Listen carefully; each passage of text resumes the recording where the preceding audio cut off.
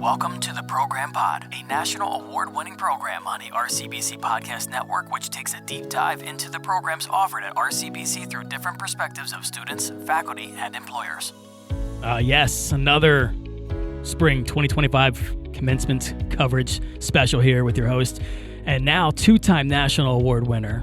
Not to, boast myself here, Jay Vargo with you, but just getting that in and bringing in one of the other victims here for our student speaker is going to be speaking in front of her peers, Emma Marett. Emma, how you doing? I'm good, you know? Yeah? Just hanging in there. Finals, speaking, rehearsing, all the things. Trying to get you in. Well, we actually, this year, we were able to get you guys going for almost a couple of weeks of practice. Sometimes it's like the very last minute rush, and then everyone's like really stressing out about finals and trying to get the speech in, hearing themselves for the first time, and then it gets that burden. So, but as we're kind of going through it, and I'll ask you in a second too. Actually, let's ask you, how are you feeling about the speech so far?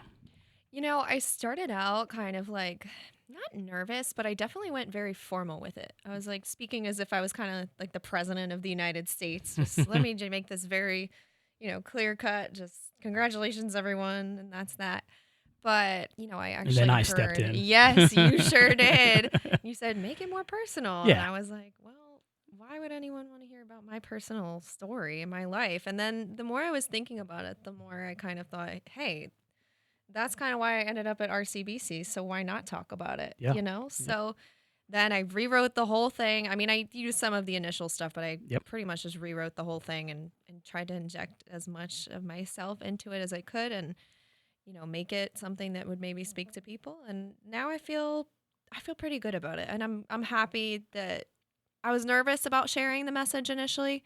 Now I'm really excited that I'll get to share it. Yeah, we are gonna touch on that because again, I'm literally getting goosebumps talking about it because I already got to experience that story. So the listeners right now here at the Program Pod are going to hear that message and eventually hear the full message because we'll be broadcasting live for the RCBC YouTube channel for the live stream as we do it for all the commencements, so that everyone can stream it and you can have it for your own personal archives and give it off to whoever, and you can go back and relive it. But you feel an actual, like, not just the message itself, but you feel comfortable within your voice and speaking to the, to the big room, all that good stuff. Because I mean, that's one thing I notice. And usually I'm the one that's kind of still I won't pick you apart, right? But I'm here to coach you up and get your dialect down, or like those dramatic pauses and stuff, and like in public speaking. But from what I've heard from the first one, I didn't go to the last two practices, to today, I was kind of like, for the first time, like, I've got nothing. I really, you know what I mean? And my wife would even say no, you always have some kind of, even if it's a smartest comment or something, or sarcastic comment, if you want to keep it, clean here at RCBC. She's like, you always go to one little thing. I'm like, hey, it's constructive criticism. We get there. It's what, bit counts. Yeah, it's what made me, and doing and broadcasting and stuff too. But you got to rewrite that story and share that. So we're gonna kind of start to get to know you, your experience here at RCBC, sharing some of that message, where it's going on.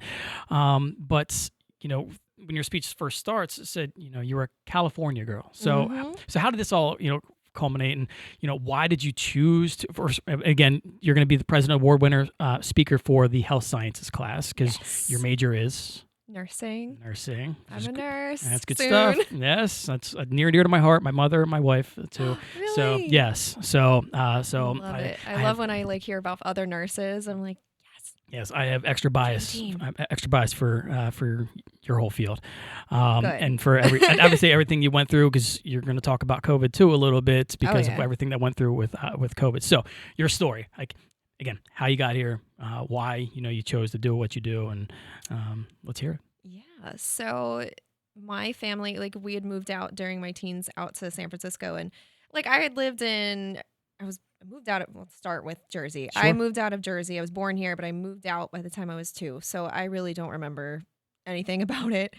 And we were in Atlanta for a little while, Atlanta, Georgia, which was very different as well. It's the South. And then we moved out to San Francisco. And that's really where I kind of was finding myself growing up and like coming into my own. But for me, it was obviously challenging. Yep. And not to interrupt you, but were your parents military or something? Oh, no. Just bouncing around? My dad, it's part of why my public speaking, like, I had to get so used to it, is my dad was actually like in business, CEO type thing, like very like speaking is what he does, speaking to people and, making presentations. And so I was always around him, and I got really used to the idea of like, if you have something to say, you just say it, and you should be confident about it. So that's why we were moving. He had different jobs kind of around the country. Sure. And so he got with this great company out in San Francisco. And we were out there for quite some time. And for me, I did mention that in my speech that I was homeschooled. Very solo education journey for me. I really did not, I don't think I didn't have friends in school until senior year. I met maybe like a couple, like I had a group of people that were floating around at my school that I would hang out with a lot. And, one of them I'm still friends with to this day. But overall, it was just me. Like I was the only one, like, so when it came to coming to RCBC, I was like, oh my gosh, like, how do I go to college? I don't understand. Now I'm around all these other people and I have to sit in class with other people and share my time and socialize. I have to socialize and I have to like raise my hand to say something. Like, I don't understand. Like, I didn't think about that. Yeah. Yes, it's a big, because it actually happened. And I think that some of my classmates would think I was they're like, oh my gosh, she's so rude. She just starts talking. But it's because I would sit in the front because I'm so used to like just being the only one there. Yeah. And so you don't have to raise your hand for your mom, right? No, my mom or like my one-on-one teachers when I was out in SF in the alternative school, like it was me and a teacher. And so you could just say, it was a conversation. And so I would just start talking, then I'd look behind me and be like, oh my gosh, there's somebody that's like raising their hand, and I just talked over them. Whoops, I'm sorry. I'm not trying to be rude. I'm just like a dumb homeschool kid. Like, I'm sorry. Anyway, I digress. Back to ending up in SF. Yeah, it wasn't military. It was my dad just having the job, and then that company sold. It was the pandemic, like happened right after all that happened. So he's like, he was getting to the point of like wanting to retire and like start his own kind of business and not wanting to be in like that formal position anyway. Sure. And, obviously my parents were the ones supporting me because I was still quite young. And at the time I was not able to go straight into college. Like I was taking I say a gap year. I was numerous gap years. You're an only child? I am not, but I am the youngest. Okay. So All right. I was You're the only one left. Almost only child vibes, which is not what I am. So I was going to say team only child, but no. So the second youngest, I'm the youngest. The second youngest is 14 years older than me. So that's basically. So that's why you're in different classrooms or whatever it is. Yes. Yes. Yes. All right. So basically an only child. I was the only one left. They were supporting me. And then company sold. He's like, okay, I'm still working with this, bigger company that I got kind of on board with. And he's like, then all of a sudden pandemic happened. Big kind of changes and shifts. And he said, I'm not staying with this company and we're going to go back because, we have connections here and we already had an apartment here.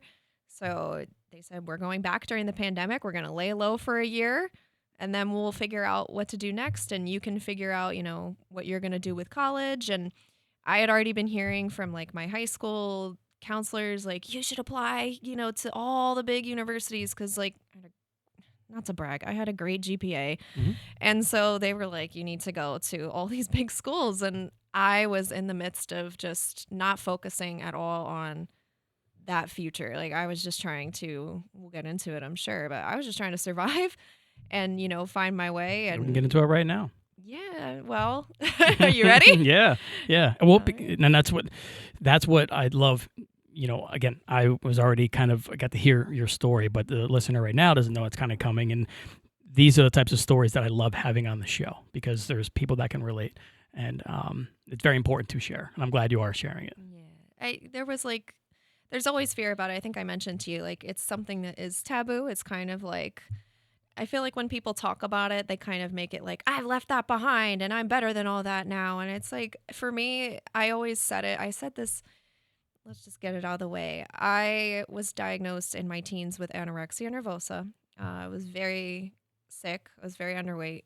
And I ended up in the hospital. And I was there for quite a few weeks. Just, continuous heart monitor. And, I have to make sure that as a health sciences major, I don't say stuff that other people won't understand because I'm like, I know what all of it is. But, sure. Yeah. I was on the continuous heart monitor and tube in the nose and all the feedings and the drips and all the things. And it was just such a tough thing because I went from being at home and not being well. And then I was brought to the emergency room, and that's how I ended up in the hospital. And it was kind of surreal. Like I was 17 when I finally got hospitalized. It had been kind of an on and off thing, but it really hit the low point when I was 17. And then I had all these people coming in like all the time. You know, I felt like they were pushing me on this, like, okay, well, now you're going to go to residential and you're going to go to partial hospitalization and then you're going to go to intensive outpatient. And like, it was all set up. It's like it's another stat. Right. Yeah. And, they're great people. Like, Yep. the doctors, I know that they're focused on,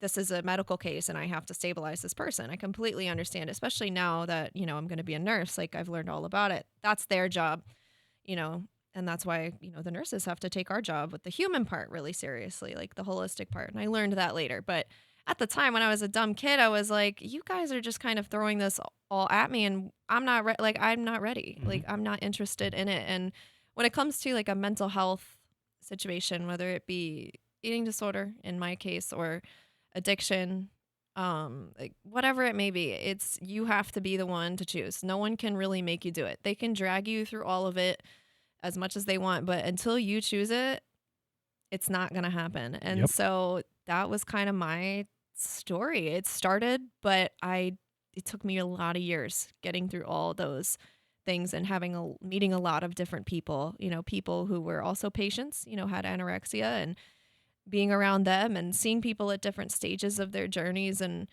meeting other people outside of that as well. That kind of made me think, okay, like I do want something different. And I would say I didn't actually really get that full realization. Like I was going through the motions. I didn't really get that full realization of like, I want more. I'm going to do more. I want to live and I want to, like, this is taking up too much of my time. And yes, it may be something that I carry forever, but I'm going to make it so much of a background thing that I have to have something else to live for. And I've done that now. It didn't happen until 2022. And that was kind of right as I was really getting into the flow at RCBC. Sure. But I'm always a big believer of things happen for a reason, good or bad, right? Yeah. And because of where you were in that hospital and Yes. and made a connection to one special person, I right? did. And you say it in your speech, whatever. Can you elaborate on that for those that aren't listening to the stream? Yeah, so I was there, and I'm sure this was a matter of circumstance too. It was a pediatric unit because at the time I was peds. I was young. Mhm. It's kind of crazy to think about, but I was a child. And I guess the unit didn't have like a lot of people on it. Like there Mhm. weren't a lot of patients. And so I think this one nurse, that was kind of the benefit. For whatever reason, like she really was the only one. She was consistently there and she was night shift. And that was always the time when I felt the worst. Cause like I was so, like, to be candid about anorexia, it hurts. Like your body hurts. You're not comfortable ever. It's cold. You're aching, whether you're moving, sitting still, it doesn't matter. Just constant pain. And I would feel it the most at night. I don't know what that was about. And it would just be so hard for me to sleep. And so she was night shift and she would just come in and she would just talk to me. Like I remember we had a whole conversation about just Disney World and like what attractions we liked and what restaurants do you like to go to when you go? And obviously I was like, I don't go to restaurants. But now I do, so that's cool. If she's out there, I Yeah. do now. I got favorites now. Yeah, the But irony. Mhm. there we go. But and so she would talk to me about my hair. I had colorful hair at the time, and she would just talk to me like a human. Like of course we would talk about, okay, this medication, you're gonna take this, or I'm gonna do this feeding, and like you can't. She had boundaries for me, Sure. obviously, but I felt like she really just, because she knew that I had to be there for a long time, she really made me feel like I could be safe in that space and like not just. There were moments when it would be like the doctors and all the residents coming in, and it would just be like 8 people staring me down, and I just felt totally like I'm just on display for all these people, Yeah. and they're going away and talking about me like oh, this kid that did this to herself and she's, crazy or whatever. Like, I'm sure they don't talk about it like that. But Right. Yeah, but in your head. in my head, when I Yeah. was that Mhm. young, that's what I thought. Of course. When I was that age, I thought they're all judging me and this sucks and I hate being here and I just want to leave. And then having to kind of manage my parents being really upset, especially my mom, and because she stayed with me the whole time I was there and I couldn't help her. I mean, I really couldn't, because the way that I could have made it better would be to just get better, and I couldn't do it at that moment. So she was there really supporting my mom. Like, I remember one time I woke up in the middle of the night and I heard something like outside the door, and it was my mom. She was crying.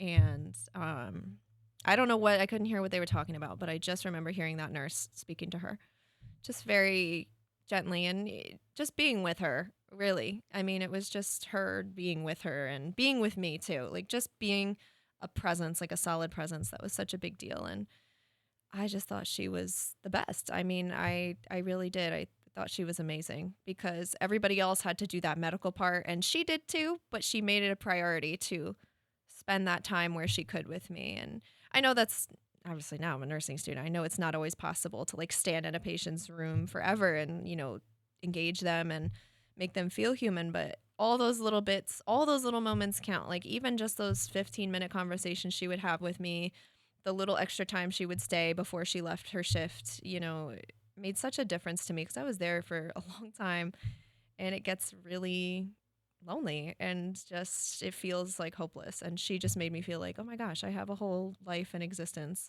out of all this. And that was cool.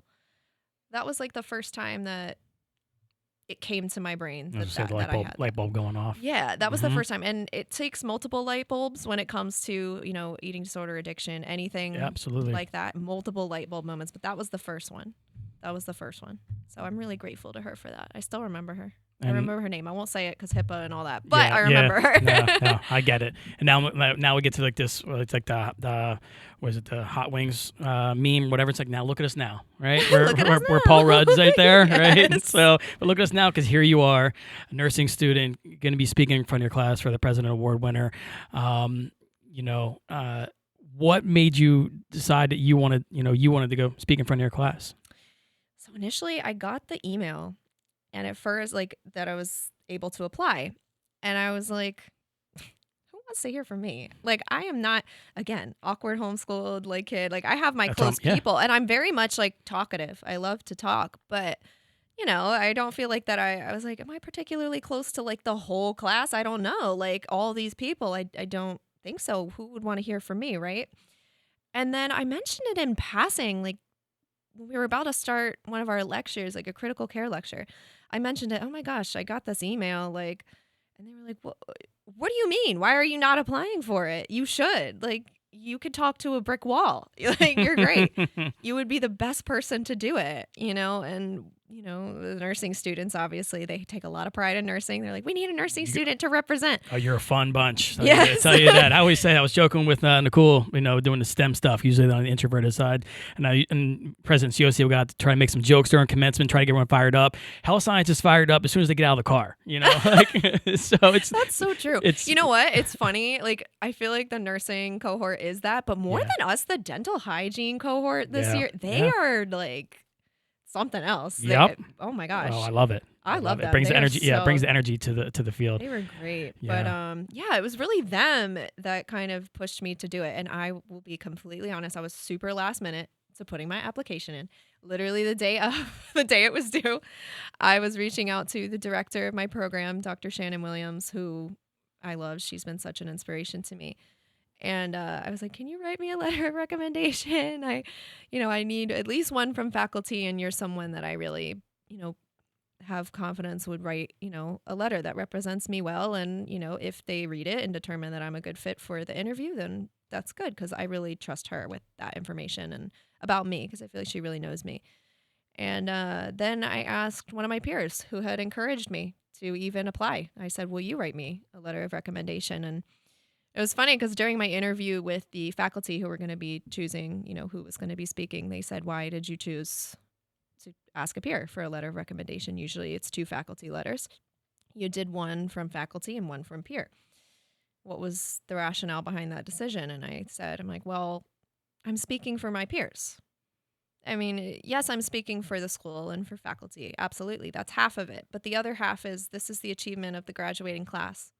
So if they don't want me speaking for them, if they don't think that I am someone who can represent them or who can share a good message, then there's no point in me getting up there and being the one to do it. Like the student speaker should be someone who's speaking for the students. And it was kind of like what shaped my speech too, because initially that's why I went so impersonal. Because I was like, I'm speaking for the students. I can't just make this all about me. And it wasn't until I talked to you guys that I realized talking about me more is like me. talking. Yes, More you. about me. I'm It's taking true. that credit. All right. Greg's let's more leave work. Greg out of it. Greg's Greg more didn't about do anything. getting. He's more about getting the time in and everything else going on. But Like yes. I want that story development, or just you. Like this is your story, but like I was trying to, and that's why I had like a proud dad moment when I'm hearing you going through your speech and stuff, because it is sharing that experience with your peers. Yeah, and that's when I kind of thought, I was like, yeah, it is that stuff that connects people to each other. And one of the other speakers who's going to be speaking for the liberal arts and humanities program, Emmanuel, he was sharing like in his, preliminary speech, the power of human connection. And part of human connection is that we're not all the same. And if we were all the same, there would only be one human on earth, right? Right. But we all have something to bring to each other. So part of connecting with others is sharing yourself. And, it's not like some narcissistic thing to be like, hey, this is my story and this is what I did. And I believe you can all do it too. So I kind of had to figure that out. And you were the one who encouraged me to be like, to share that message. Pat shoulder. There you go, pat the back shoulder. right there. Very good. No, but listening to your story, your message, obviously your work ethic, and the fact you chose a peer, it's a pretty easy reason why I see why you were selected to represent your class. So, congratulations on that. And through your trials and tribulations and getting to where you are, because not everyone makes it. Right. We talked about the battles of addiction, and we've had some previous student award winners that, they had to go through multiple addictions and clinics like Florida out to California to come back, and now they're crushing it at Lockheed Martin and everything else. And hopefully your message, getting you up there and connecting with the person. And it doesn't have to be necessarily anorexia, right? It could be just any mental awareness or something like that. Absolutely. It's just, it all comes with, you like have to like kind of want it, but people are there to kind of like help you. But meeting with your nurse now, and you're going to be a nursing student, you're going to take that story because, I'm sure there's going to be a patient somewhere along the lines that you're going to be able to kind of like make that other connection. And who knows, you know what I mean? It's like that kind of like throwing that rock in the lake, right? And the ripples kind of go. It's a big deal. I mean, anorexia is the most fatal mental illness. Is it? It is. So, it's important to me. And, I actually had an experience with one of my clinicals where there was a patient who was in a, psychiatric care facility, and she, without revealing too much, she was having trouble with other things, and they were kind of not noticing some signs that I was like, this is an eating disorder. Just the way she sounded just like me when she talked. And so I was able to kind of interact with her in that, compassionate way, instead of, everyone just being like, well, you need to do this and you need to do this. Because there's a lot of that because they're trying to save your life. Yep. But sometimes that promotes more resistance, And so it's like I said, it's a long journey. Like, it's not overnight. You never recover overnight from any of it. It's not a right away thing. And that's kind of how I ended up at RCBC. I think I was mentioning, I was being pushed to apply in like 2019, pre-pandemic, like all these you should go to NYU, you should apply to Stanford, you should apply to all these places. And I was like, I can't even be thinking about that because I still have appointments every single day. Gotta get yourself right first. Exactly. I'm like, I can't go. And I would be I know myself, I would have been so overwhelmed. And it just wasn't me. It's not me. I wanted to meet, like, part of why I loved San Francisco and found myself out there so much is because you meet this whole group of people from all different types of life. Like, it's just teeming with life there, and just everyone's different and so much diversity. And I feel like when I go to like a traditional program, it's kind of like you meet all the people are kind of in the same age range generally, and depending on like the affordability, you kind of get all people from similar backgrounds, and not that there's a problem with that, obviously, but I knew for what I wanted to be able to step outside of my own world and meet other people and see other worlds. And I have done that here. And I feel like community college, like that's the best part of it. You meet all of those people. And you got the Jersey culture too. Oh my gosh, please. Yes, I'm used to it because my family is that. But oh my gosh, I really it's a total realized, different pace of life than that West Coast vibe. Absolutely, very different. People will like yell at you in the grocery store for like taking a second too long to like walk to the checkout when they're behind you. They're like, "Go! If you're not going, I'm going." I'm That's like, "Okay, Northeast, chill." yeah. And then I snap back because now I'm Jersey too. I'm like, "Oh my gosh." Yeah.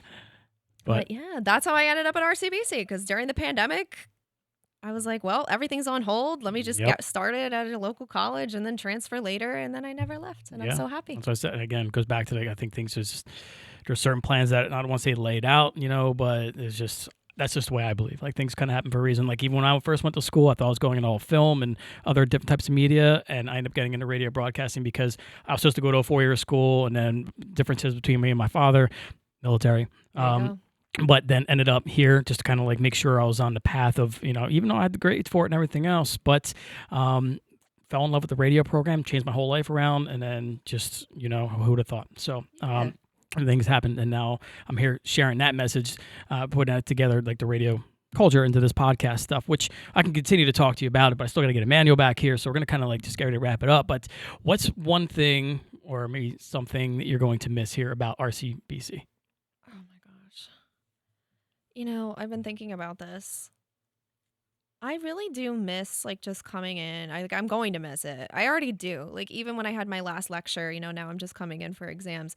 I miss that coming in, seeing all the students come in and knowing we're all doing it together and like having that support just around you. Even if it's not, the most like they're getting super involved with like supporting you in, any tangible way. Just the presence of like being around a group of like-minded people who are all going in a direction, and you're so stressed and you feel like, oh my gosh, this is so overwhelming, and they all feel it too. Yeah, all the finals we were just talking about earlier. Yes, and so I'm going to miss being around that, and having that, and I'm sure I will be able to find it, as a nurse. I'm sure my unit will have all the stress nurses and we're going to be all in it together, but also just the community here was really special. I was honestly surprised. I think a lot of people really doubt community college. Like I've heard like Nakul was talking about it. We hear like, oh, like that's all you did. I'm like, that's not all I did. It's what I did. Yep. And I'm proud of it, and I'm glad that I did it.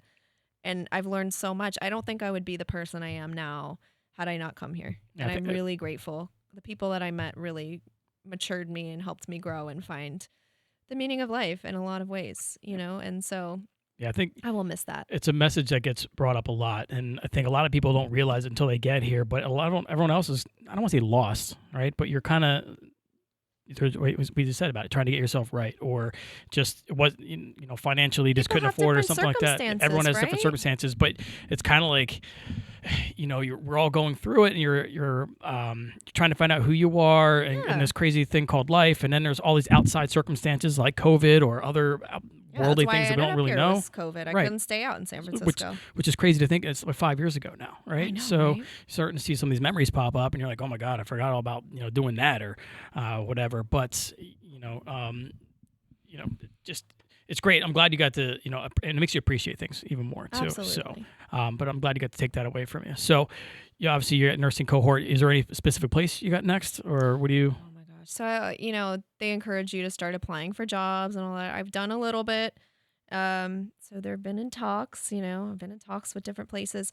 For me, it's funny. My friend that I mentioned from high school, my one really close friend that I did meet at that alternative school out in SF, she actually lives in New York City. She's graduating now with her fashion degree. Nice. Her and I had similar, journeys where we were both, in quotations behind because of our mental health, and she is now graduating too. We're graduating at the same time. And, she said, I want you to live like near me. And so I'm like, maybe I'll go up to North Jersey, see what's what, experience it. That's a whole different culture itself than South Jersey. Oh yeah. Whole different thing. Very different. Even just the sports teams is very different. Oh my gosh. Philly through and through here. There you go. So, that's what my dad would say too. Good. He's raising you right then. Yes. All right. All right. So one final thought before we wrap things up, though, Sure. and it's kind of like giving, as you say in radio, a little teaser to your message, your speech that we're going to be hearing in its entirety coming up for the commencement, which will be again broadcasted live at the YouTube, our YouTube channel here for RCBC. But maybe the person that's not going to be able to see the stream and stuff. What's one inspirational message that you can give to them looking to go, thinking about going back to school, or even like fellow classmates or something like that, just to. So I'm trying to, I put some messaging like that in my speech, because that was something that I thought about. It was something that I'm like, this is, I want them to feel like they can do it, because I didn't feel like I could do it. And now I did it. So the one takeaway, there will be people and places that will give you a chance. Not all places, maybe. Opportunity, my father always said, he's like, anyone can do anything, but opportunity is not always provided equally.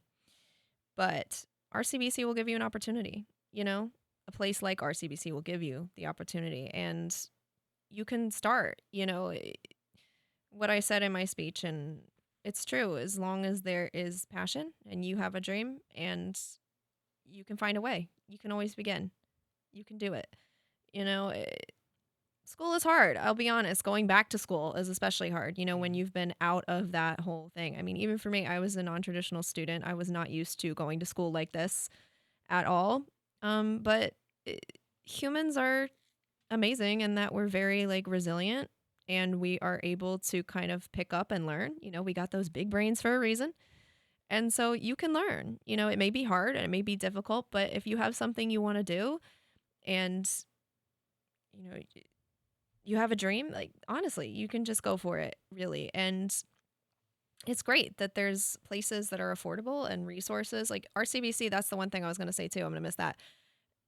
People may doubt community college, but RCBC has tons of programs like student life, all the things, so much. It's just like any other college. It's college, it's the same. We actually have a whole podcast based on the clubs here at RCBC. When you were telling me there's a podcast, I was like, there's a podcast. We're live streaming the graduation. What is going on? I was like, this is awesome. We have a whole thing. I think it's great. And so you can be part of that. Anyone can be part of that. That's my message. No one should feel embarrassed to start their dream. Or find a new dream. That too. Maybe something was your dream and now it's not, and you're like, hey, I'm going back to school. You can go back to school.